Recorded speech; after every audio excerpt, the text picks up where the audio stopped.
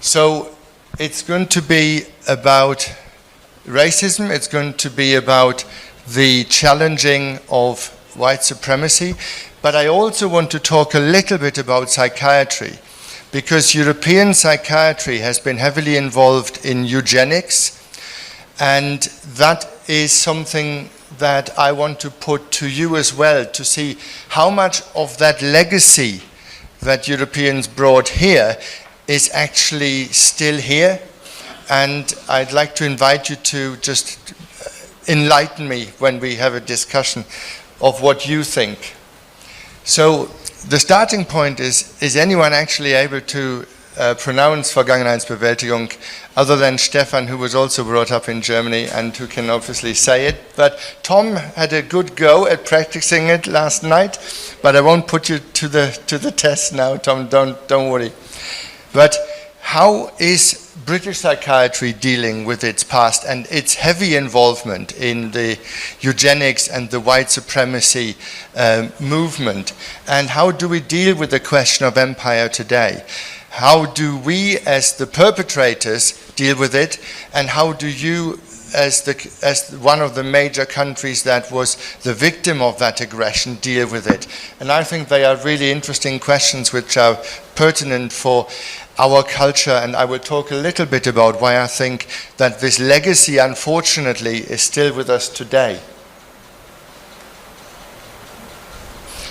So, you might know that the Royal College of Psychiatrists has been trying to say something about previous wrongdoings, but they're sort of always half-hearted, and they have made apologies for example, for the use of therapies to change people from being homosexual into what they considered heterosexual, and they've apologized for some therapies that were used in the past that were quite abusive, but they at the same time always talk about how great British psychiatry is, and they don't really want to talk about the implications in the whole imperial subject.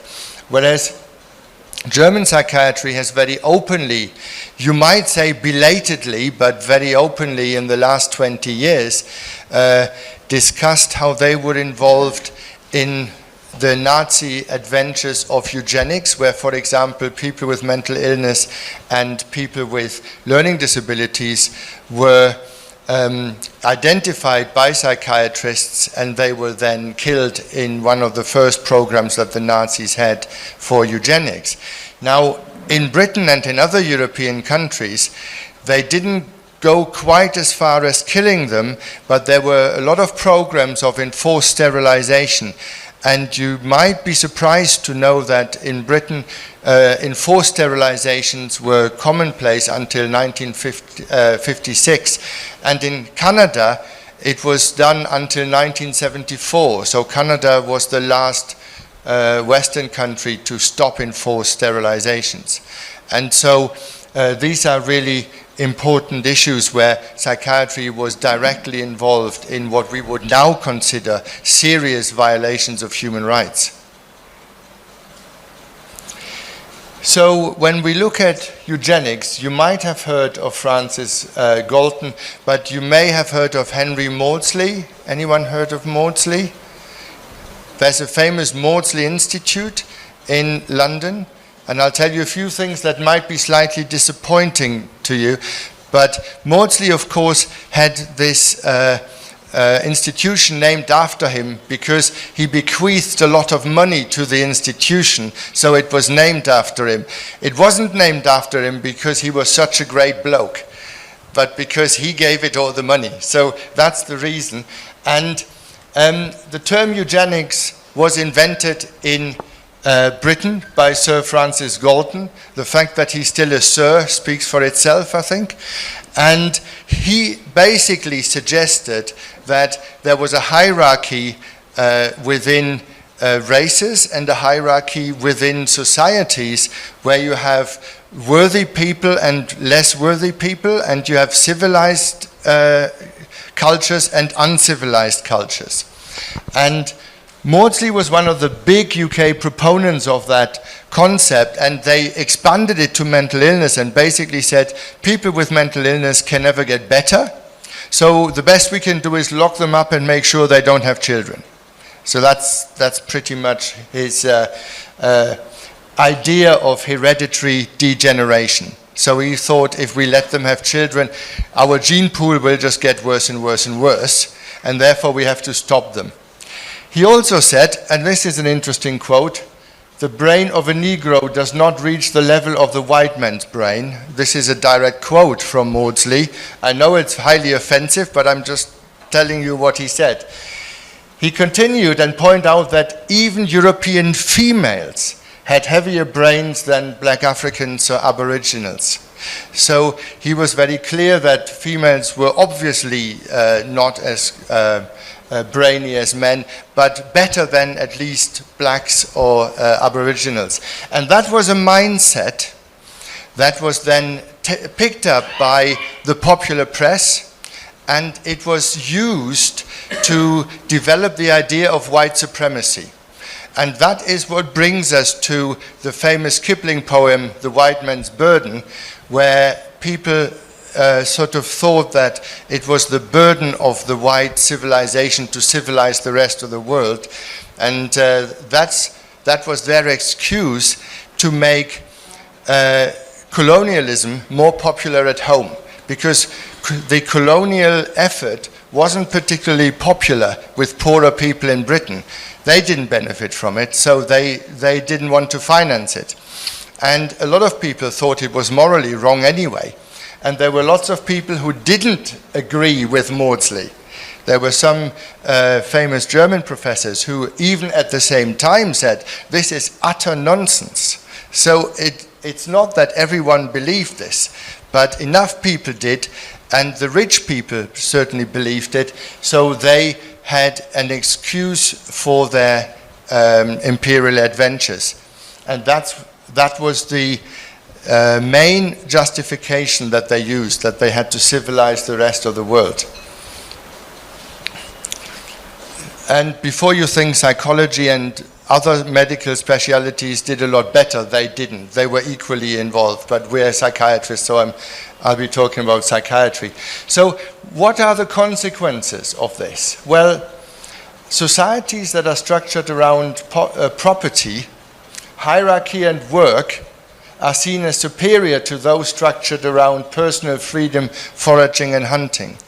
So we have this inbuilt bias that certain civilizations that are all about property and work are more superior to those that have different structures of their society.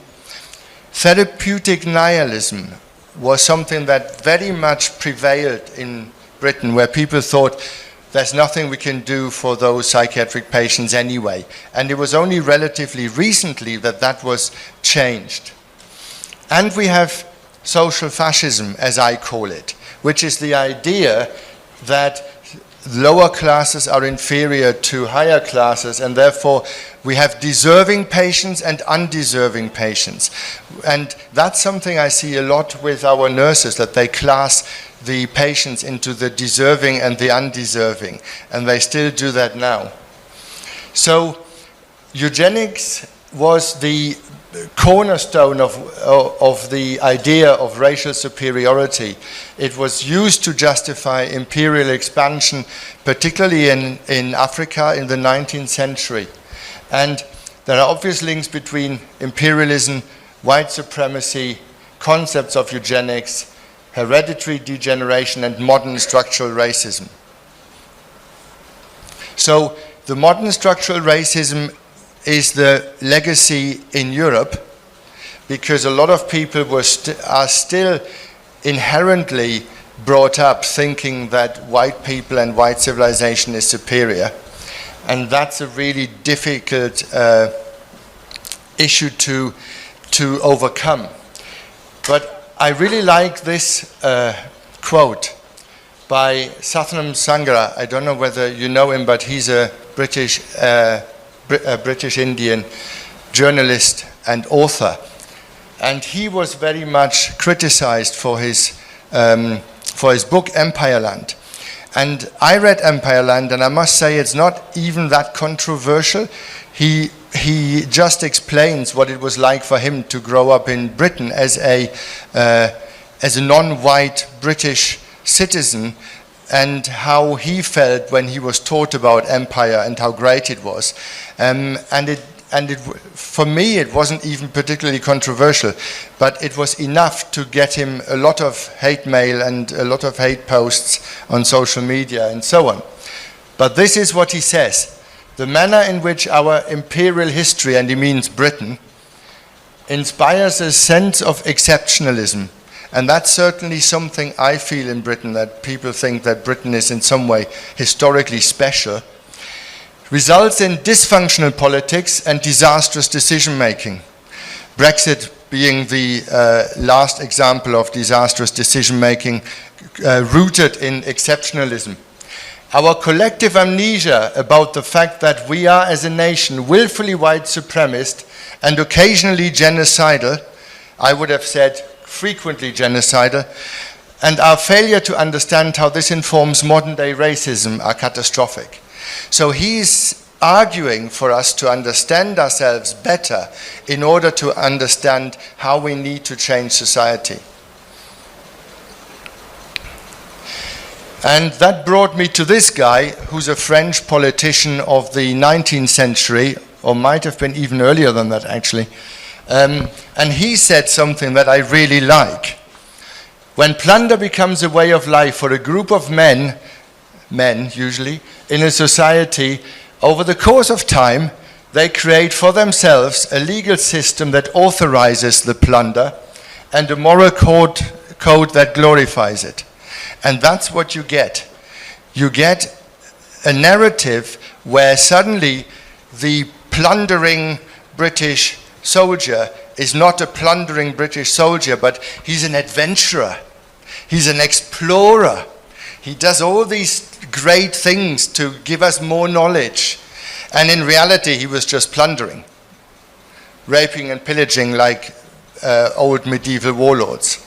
And so it's interesting how the whole wording and the sort of narrative changes around those people. So let's talk a little bit about the realities of empire. And because I'm in India, I want to focus on India rather than other countries. But there are many more examples. So what's the actual death toll? Well, it's difficult to establish, I have to warn you at the start, because we have relatively poor data, but the data is getting better now, because sociologists and epidemiologists have now taken the available data and looked at how the population should have developed and compare that with how it actually developed. So we have relatively good data from India for about 40 years of British rule there, roughly between 1870 and 1910, 1915. And the other problem is the long time frame. So I think the British were in India about 250 years or so, roughly, give or take, and that is quite a long time frame. So there are some historians who call the British the slow Nazis, because they just killed even more people than the Nazis, but they did it in a longer time frame. But you can make up your own mind. What is part of this is the destruction of records. And I find it particularly ironic when people like Boris Johnson stand there and say, we do not want to edit our history, but in fact that's what they did all the time. So records were systematically destroyed or are systematically kept away from the public eye. And a good example for that is the Mau Mau massacre, which you might have heard of, which happened in Kenya in the 1950s. So we're not talking 18th century here, we're talking 1950s, after the Second World War, which was allegedly fought to bring civil rights to the world and human rights to the world. And they probably killed in the region of 80,000 people after a rebellion that was a rebellion to claim back land for the people who had always had it. And the British actually couldn't burn the records of their torture and killings early enough, so they used planes and they just dropped all the notes, all the files in the Indian Ocean, because their attempts to burn them weren't going fast enough. So when they then did their campaign in Malaya against the Malayan independence movement, they made sure that they had incinerators built in Singapore, so that if they had to leave, they would have good incinerators to burn all the files. So that's how much they don't want to edit their history. They want to edit their history when it doesn't suit them all the time. And we only know about the Mau Mau massacre because someone accidentally found a few files in the Commonwealth Office in London and thought, oh, that looks interesting. Where do they come from? And that is why we found out. But anyway, there is of course a difference between direct atrocities and killing people by famine because of specific deliberate policy to extract resources. And that is the difference between immediate versus premature deaths, which are more like death by neglect. A typical example would be the disastrous decision by Churchill not to help in the incident of the Bengal famine. But the Bengal famine was only one example of many famines that were directly produced by British imperial policy. I don't have time now to go into the detail. We can do that maybe later, but it's certainly the case. And the other really important aspect is the impact of slavery, which was everywhere throughout the empire, and Britain had a huge role in. But by no means was it normal across the world. So not all countries were slaveholding societies. Not all societies had slaves. There were quite a lot of societies over the last 5,000 years of human history that had slaves and then abolished slavery. So it's quite a unique situation that we had so many slaves in our society during the time between 1500 and 2000. That was not the norm in human history. Yes, slavery existed on and off in different places, but it wasn't everywhere all the time. So we can't say that this is just normal human behavior. But it's certainly very profitable behavior. So we should also not forget the disproportionately high amount of Irish, Scottish and Welsh people before people get too rosy about Ireland or Scotland here. They were disproportionately involved in those activities. So what's the cost for India? You probably know that in the first Indian War of Independence, what the British call the mutiny, which also says it all really, about 800,000 people were killed in 6 weeks. Now that's good Nazi-style slaughter, I must say. That's a number that the Nazis would have been proud of. But when you look at the time between 1891 to 1920, which is where we have those official figures, and we can make those calculations between the population development that should have happened and the actual development, we find that the most conservative estimate is about 39 million premature deaths. Most of them through famine, but some through direct atrocities. And I'm not even talking about the daily humiliation that took place. I'm not even talking about that here. So that is the lowest estimate. The highest estimates go up to 100 million. The truth, as always, is probably somewhere in the middle, but it's difficult, obviously, for these reasons to establish with absolute certainty. And before anyone thinks, but the British meant well, and I know there are apologists for empire in India as well, but before you think they meant well, look at this quote in the Parliament in 1840 by the chairman of the East India and China Association, boasting that the company has succeeded in converting India from a manufacturing country into a country exporting raw produce. And also, of course, being forced to pay for our monopoly goods. So the problem is that in Britain, patriotism is often the source of pride. And when you ask people what they're proud of being British, they're proud of the empire, they're proud of what Britain has done. And that is very problematic, because it means that when you have a narrative that is different to that, you will be seen as anti-patriotic, anti-British. You're not British enough, you don't believe in Britain. And that's something that we heard during the Brexit campaign all the time. Well, what are you telling me? It doesn't make sense to do that. Don't you believe in Britain? And that was usually then the end of the argument. So you can see that this prevailing narrative is giving a lot of pride to a lot of people, and when it's challenged, they get cognitive dissonance, because they feel that their source of pride is being significantly challenged, and they find that very problematic. And I have some sympathy for that, because if you invest your personal pride, if you think your personal pride comes from belonging to a certain country, you have to believe that that country is good. Otherwise, you've got a problem. So if you then get challenged, it causes cognitive dissonance. And I can say, being brought up in Germany, where you are challenged with German atrocities all the time, it does cause cognitive dissonance.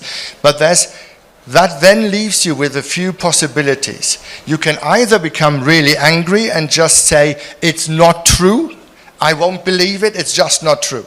And you just ignore it, put your head in the sand, and hope that it'll go away. Or you face it, and then again you've got two choices. You either become really depressed, or you say, okay, what can we learn from this, and how can we use this knowledge to make our society better? And I think if you do that, you actually have a positive new reason to be proud. If you can say as a society that you've learned from your mistakes and you've tried to make your country better, that's a new source of pride. So you can use that Vergangenheitsbewältigung, that ability to come to terms with your past, as a source of new pride. So then you don't need to be a raging nationalist who can't cope with any kind of challenge to that narrative, because you actually have a different source of pride anyway. So I just wanted to give you one example to suggest that these culture wars where you're being accused of being anti-British, they're a very old thing, because even after the Jallianwala Bagh massacre, there were a lot of people who supported Dyer. For example, our friend Charles Dickens, who wrote all these nice novels, was one of his biggest supporters, who thought, with those pesky Indians, you just have to tell them who's boss. So if you kill a few, that's just the lesson you have to give them. And that was Charles Dickens's absolute conviction. And of course it was Dyer's conviction. But at the same time, lots of people hated what he did back in Britain as well. So Britain was split over this. But you can see that even 100 years ago, there were difficulties with coming to terms with what the empire had done in a structural way. So, how is the past alive still? The past is alive that UK psychiatry, just like UK society, has invested a lot of pride and sense of self in being part of a national tradition that considers itself to be socially progressive. And you can see that with the Royal College all the time. But also with the fact that any Briton will tell you that Britain is the most tolerant country in the world. No one who's non-white believes that, but the whites do. and they believe that they're fantastically welcoming and tolerant. And that is interesting because it's something that's quite a long-standing thing. But a deeper analysis would create cognitive dissonance, and that is the problem why we had such violent and aggressive reactions to the Black Lives Matter movement, for example. And I think the same is true for the United States. So the important thing about Vergangenheitsbewältigung is that once you manage to pronounce it, you actually understand that it's a process. It's not a one-off thing that you do for half a day in a workshop. It is something that takes years and that needs to be done by the whole society. And the way Germany did it was that there was so much need that was in the population to do something that it was eventually brought to the politicians, and they made an active decision to change all the school curriculums. They changed the way that the Nazi era was taught and portrayed. They put out a lot of documentaries, awareness, films, and all of that. So when I grew up, there was stuff about what the Nazis did on television almost daily, and you heard about it all the time. It was a very, very active process, and it didn't happen by chance. It was an active process to want to teach people differently about what their forefathers had done, so that hopefully it wouldn't happen again. So this is the challenge. Initially, we have this tension between self-esteem that we got from being part of this great country, or we talk it great anyway, and its narrative, and then the cognitive dissonance that will be caused if we try to be more realistic about it. So, can we find a way to engage with historical truth that allows us to come to terms with the British past, whilst at the same time preserving self-esteem? Because we're not going to get the majority white population to engage with this process if they fear that they lose self-esteem as a result. And I've got friends who say, well, it's all well and good you telling me this, but it just makes me feel really guilty. And I say, well, there's no need for you to feel guilty. I understand why you do, but the whole point is to do something with that guilt and come out the other way, wanting to actively live in a better society, rather than just staying guilty and getting depressed, because that doesn't serve anybody. So, can we use this process in Britain? And I would also ask you here, do you feel that some of these things that European psychiatry brought as part of its sort of historical process, like social fascism, like eugenics, like the idea that some people are superior to others, is that something that you see here happening in psychiatry? Did British psychiatry infiltrate Indian psychiatry with some of these ideas, or are you completely free of them? That's a question that I would want to put to you. And if these things did exist, how would you want to respond to that? So, can we tell the complete story in psychiatry? Are we able as psychiatrists to deal with the past and what our profession did in the past, how it collaborated in awful human rights abuses, and how it developed theories that were very bad for patients because it made them think that they can never get better anyway. And if we accept this complex past in its entirety, can this acceptance and the learning from it be a new source of pride that we can take home and work with and sort of actively use? Because I think psychiatry does have special powers. Because I think we are very good at understanding self-esteem. We are very good at looking at things like shame, stigma, development of the self. That's our bread and butter. We do that every day with our patients on an individual basis, but why not apply those skills to the nation as a whole, or to various societies within that nation? And when I do this talk in Britain, where obviously, well, it's a bit ironic because in North Wales where I work, 2/3 of my colleagues come from India anyway, so that's a bit different. But when we talk about the whole white society, you always have to ask, if you want to engage them, you have to tell them what's in it for them. If there's nothing in it for them, you probably won't get them to engage. But I think there is something in it for the white majority in Europe.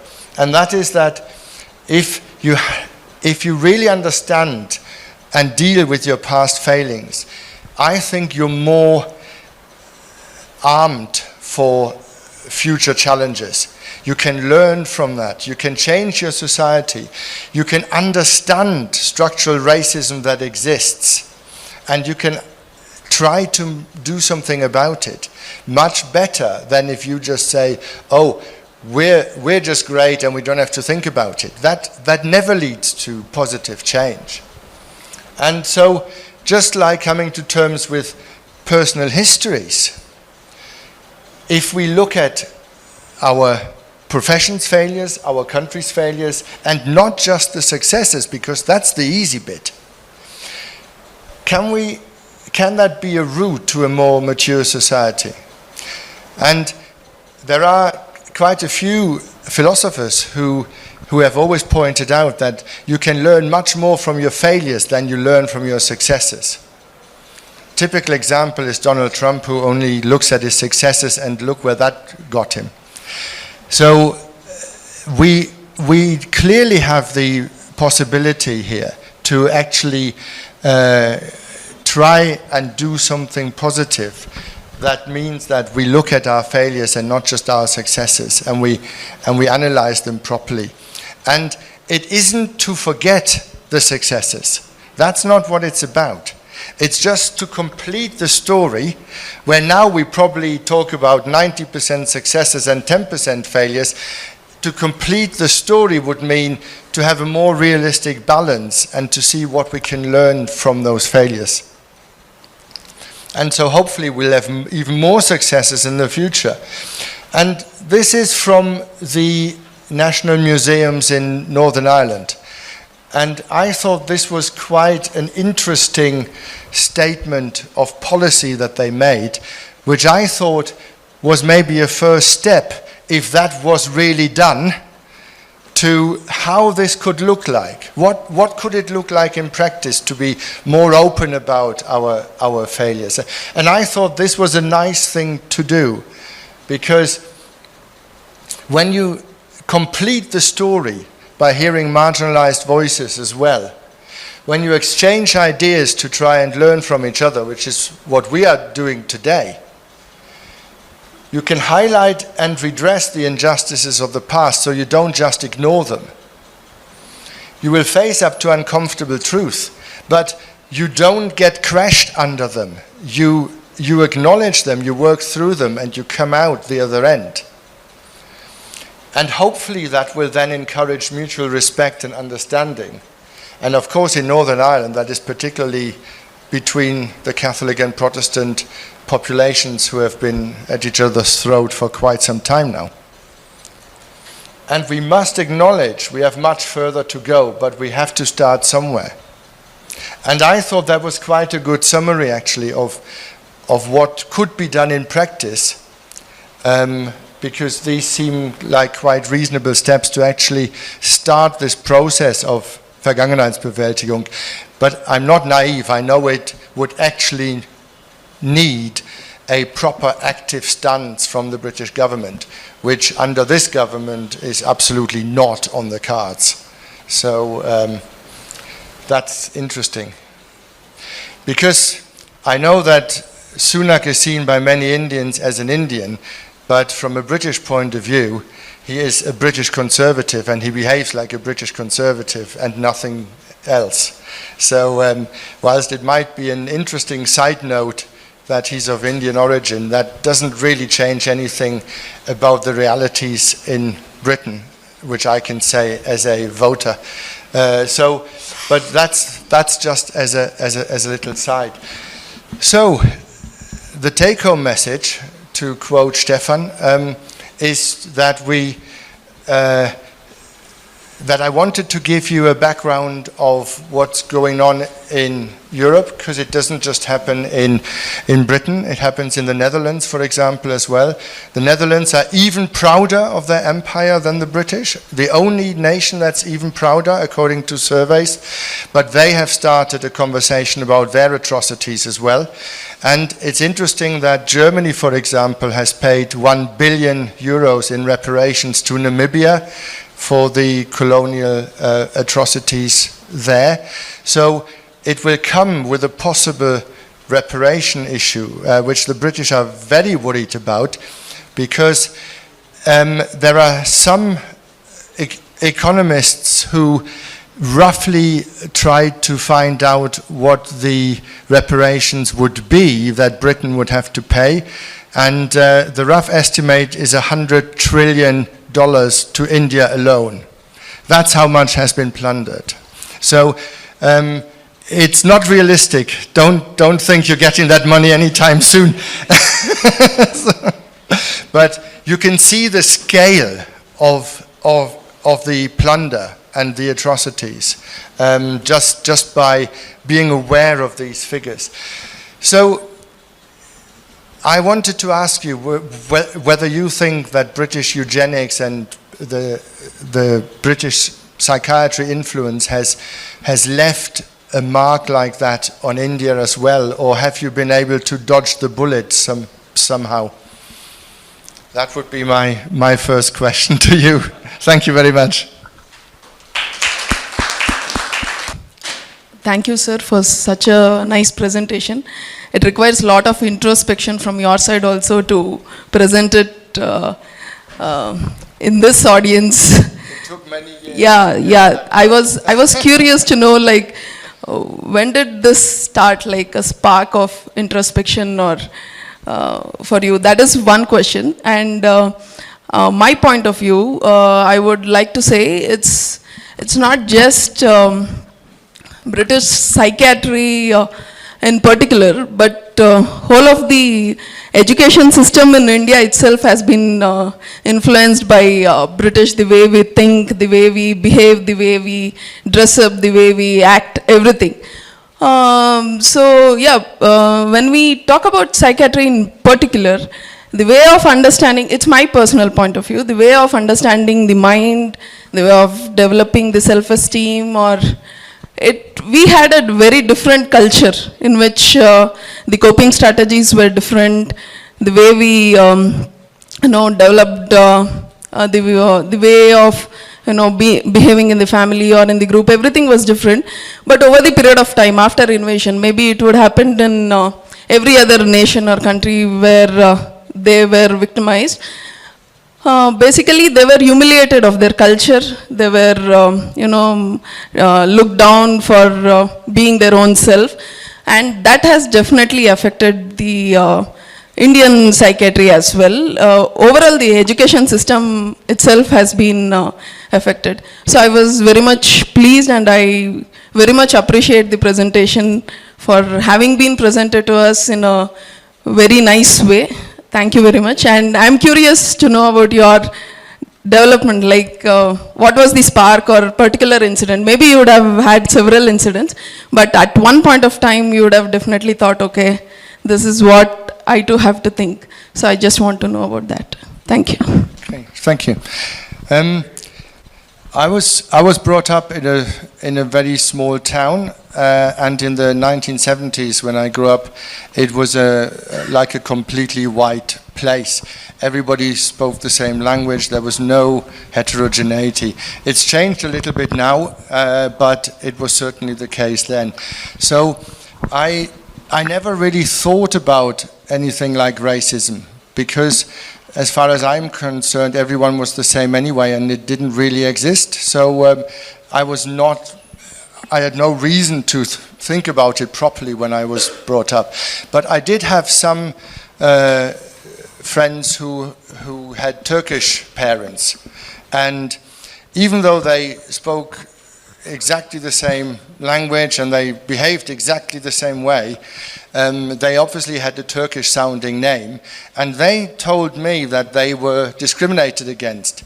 And I always brushed that to one side and thought, well, you might say that, but I've never seen that. So what are you talking about? And so I found it difficult to believe, really, to be honest. And then when I came to Britain, I realized that I was then seen as the foreigner and the German who was always in some way seen differently. And I started to realize that my friends in Germany had been right all along. Because in Britain, my British friends told me, oh no, that doesn't happen, we never see it. But it did happen to me all the time. So I thought, oh, I probably did really wrong to those people who were telling me that it happened to them and I wouldn't believe them. So I think that made me think, if people have that experience, it's probably true, even if I don't get that experience, because I don't have that. And it's exactly the same when my daughters tell me that they receive unwanted, awful behavior by men. I don't see it because they don't do it when I'm with them. And that's a really, I thought that was a really interesting lesson for me. And then when I first came to India, I tried to learn as much as possible. But part of what I learned here was that society can function differently, and it's not necessarily better or worse, it's different, but there were a lot of elements that I saw here that I thought would be useful in Britain as well. And particularly the way in which family are involved, I thought, was a really useful way of looking at things. And it made me completely question this journey of individualization and autonomy is everything. So my whole thinking process started to change. And then the last triggering event, which made me think, yeah, this is really it, was the way in which the Black Lives Matter movement happened. Because people had tried to get rid of statues of slaveholders by democratic means for years. And usually they would even get permission, but then they would be told, oh, the council doesn't have enough money to get rid of it. Yes, the council decided we should, but we haven't got the money. So when in Bristol they just took the statue and threw it in the river, I thought, yeah, actually that's the only way you can do it, because the democratic process will not allow it. And that then caused a storm of outrage in Britain by a lot of white conservative people. And I thought, why are they so angry? So I tried to understand their anger. And that's when it dawned on me. They are angry because someone is challenging their narrative. And their narrative is so important for them because it's the source of their personal self-esteem. And that was the kind of process that took place over years. But I think it was the response to the Black Lives Matter movement that put the last puzzle piece into the whole picture. I would like to add certain points to the presentation that you made, and regarding the Nazi experiments and the past, as how the atrocities have been committed. So I would like to add 3 names to it. One would be Albert Bandura. Second would be Stanley Milgram.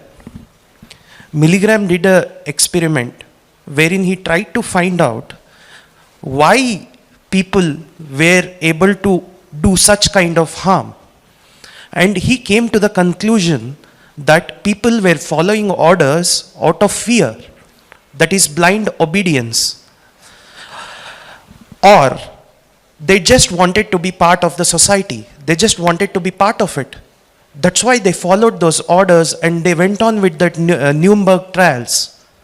This was Milligram's experimental trials, where he concluded why people behaved like that. And Albert Bandura, on the other hand, he has written a book as to how people who can do harm and live with themselves. When I had prison postings, I used to interview a lot of criminals. So that gave me this thought to go back and read. And Albert Bandura has given a very wonderful social, psychological reasoning behind this. The concept is moral disengagement. It's kind of a defense mechanism which is being used by these perpetrators. What they do in moral disengagement is they try to reduce their responsibility, diffusion of responsibility. It was not me. I was ordered to do this way. Second, and displace the blame on someone else. It is because he was like that. And then justify and do some mental gymnastics and justify and change their moral compass. So the moral disengagement part, yeah, that definitely happened in this atrocities. That's why people were able to do it, and they were able to do it without any guilt. And the next part, sir, I would like to ask, like, why didn't you take up APA's influence over rest of the psychiatry? You mentioned BJP and you mentioned European psychiatry. Why not the influence of American Psychiatry Association? Okay, so firstly, thank you for mentioning those very important experiments and very important authors. I think that they are two who have really helped us understand why people do certain things. And interestingly, Milgram actually started the experiment because he wanted to prove that only Germans would be able to do those atrocities. Yeah. And then found out that Americans were even slightly more likely than Yes. Germans to follow orders in those circumstances. Blind but obedience. it's pretty much the same across the world anyway. Yes. And there are always people who won't do it. Yes. And there are always people who will go to the very end. Yes. But coming to the American influence, there's no doubt that there is an American influence, but I think that the cross-fertilization between Britain and the United States was relatively strong in the early part of the 20th century, and then in the second part of the 20th century, British psychiatry and British influence obviously went down a lot, and American influence went up a lot. Yes. But I find the American influence is more around this absolute belief in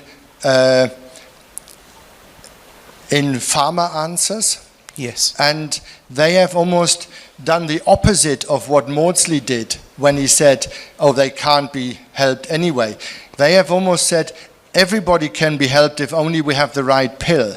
Yes. And I think that that is a different type of influence compared to the British or European psychiatric influence. It's an important one that's still with us today, every day, all the time. We only have to look outside and we can see it. But that is, I think, more the American influence, that there is a strong belief that a pill can eventually cure everything. I believe Indian psychiatry as such has been influenced by APA also. Because whenever we use diagnostic classifications, we use DSM. And you obviously know about the controversy of DSM-3, where the homosexuality was considered an illness. It was still in ICD-9 as well. Yeah. And it, the conversion therapy, that gave the spark for the conversion therapies. Yes. People came up with that. So yeah, that way it has had certain influences when it comes to diagnosis. But we as Indians are culturally different as compared to Europeans, Britain and Americans. My personal belief is that instead of adopting the diagnostic classifications of theirs, we have to come up of our own, which is more culturally adaptive. Because I believe you know that China have their own diagnostic classification system, I think. Well, they used their own in parallel with the ICD. Yeah. So they use ICD criteria for research, but they have their own as well. Yeah. But the Americans obviously only use DSM. DSM, yeah. We tend to use ICD, but Yeah. we're aware of DSM. But I think, I mean, India being about 20% of the world population would be completely in their rights to produce their own diagnostic classification system. Yeah. But the question is, you would still then have to, like the Chinese, you would still then have to be sure that you can actually interact with the rest of the world when it comes to research and when it comes to terminology. Yeah. Because if everyone goes into their own direction, we won't be able to talk to each other anymore in 15 years. Yeah. So there's a risk as well. So answering your question, it's more in the form of diagnosis that the Indian psychiatry has been affected. Most of the names sort of that, and also before this mental health act come into picture, the Indian Lunacy Act, previous acts also are just born from more of an European, more of an Britain systems, and most of the regulations were like that. And also that point of the time, probably like these asylums were run by superintendents from the British, and most of the people who stayed are either prisoners or else mental patients. So in that context, separation of different asylum for the mental patient and separation of the prisoners, it all happened in the same context what happened in Britain, sir. Just I thought of sharing that experience.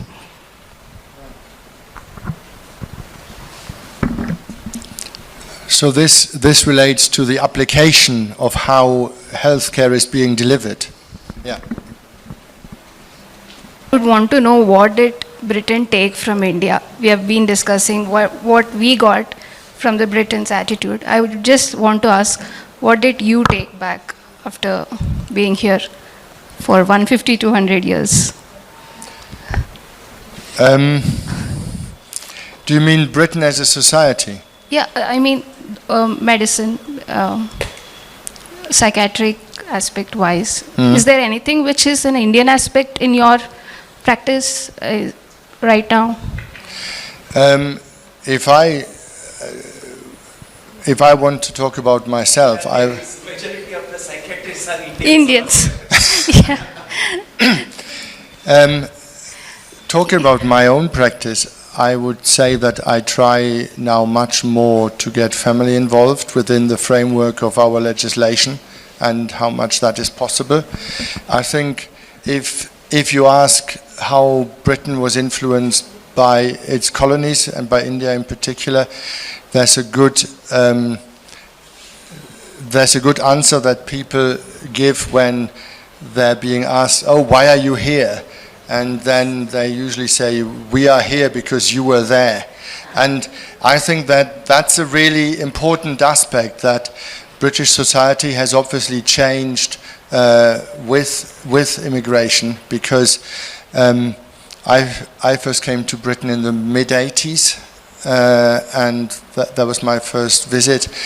And just when I look at the ways in which people have entertainment, when I look at food, when I look at cinema, when I look at that, there's a huge influence from the former colonies there. But I think because of this inherent white supremacy, there is relatively little willingness in a lot of the population to accept that there is so much to learn from other places. Because when you think that you're exceptional and you should be teaching the world how to do things, you're not really inclined to want to learn. It's not a good basis for learning. So that is the problem. Imagine a sort of the position of a senior teacher who just wants to impart knowledge but not listen to any students. That's the kind of prevailing attitude. And I think that even though lots of changes have obviously occurred in Britain, and they've occurred in a particular way because of the type of colonies Britain has had, I still don't think that there is enough learning happening, because the mindset has still not shifted fundamentally. Yes, That thank would you. be my honest answer. Yes, sir. Thank you so much. I wish it was different. Britain would be a better country.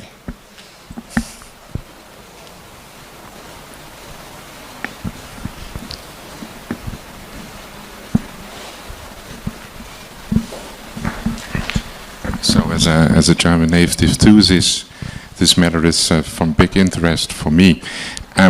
What I found is that beginning with reflecting on your own history before learning from the others is the main issue. Start with the own history and what happened in your country. And as I searched out on English, there's George Santayana, it's a Spanish philosopher who has a quote which stands in Auschwitz in the concentration camp. And he says, those who do not remember history are condemned to relive it. And that's what I see in many societies nowadays, that some of the greatest crimes Great Britain or Germany or others did are 70, 80, 90 years ago. And they get far away. And the remembrance fade out slightly. And the new generations begin to relive the same mistakes the generation before our generation made. So this condemned to relive it part, that frightens me a lot if I see some societies nowadays. So still my tip for everyone was to start with their own history and keep this alive in your country, to not forget it. And if you have this cleared out, then start by learning from the others and spread the news. But start with their own. Thank you. Let's conclude and go over to lunch. But I think you wanted me to hand over, or maybe I can ask Dr. Ravish to hand over the certificates to Dr. Gemza. Thank you, Peter. Personally, I really appreciate you coming with this presentation in the last moment. I think it has kindled the participants. Well, you know, we had a long discussion about this empire, and I can only put the last sentence: justifying the past, dreaming for a big future, and spoiling the present. I think this is what I feel about the current British scenario. Okay.